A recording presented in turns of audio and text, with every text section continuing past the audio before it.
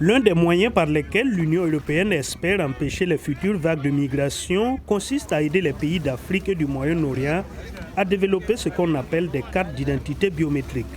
Elles ressemblent beaucoup aux passeports biométriques et contiennent une technologie qui stocke les empreintes digitales, les données de scan du visage et de l'iris.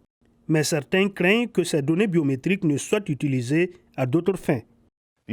Ces programmes posent problème car ils constituent une grave menace pour le droit à la vie privée et à la liberté d'expression des personnes. C'est une menace pour leur sécurité et pour la démocratie dans toute la région. Edin Omanovic, qui a dirigé une étude sur les programmes biométriques pour l'Afrique, a déclaré que l'Union européenne pouvait utiliser les données pour arrêter une future vague de migration en Europe.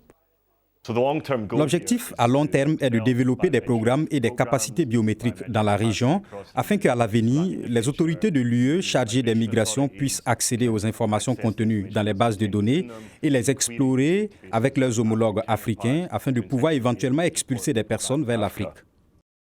Une porte-parole de la Commission européenne à Bruxelles a rejeté les allégations du Privacy International en déclarant que les données collectées restent la propriété des gouvernements et ne peuvent pas être partagées avec l'Union européenne ni aucun des partenaires d'exécution du projet, certainement pas pour empêcher les futures vagues de migration.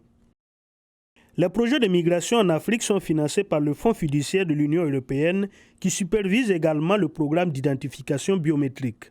Mais il y a des lignes rouges. Si vous livrez du matériel technique à des pays qui pourraient être considérés comme autoritaires et qu'ils utilisent cette technologie pour opprimer les partis d'opposition, cela devrait être une ligne rouge.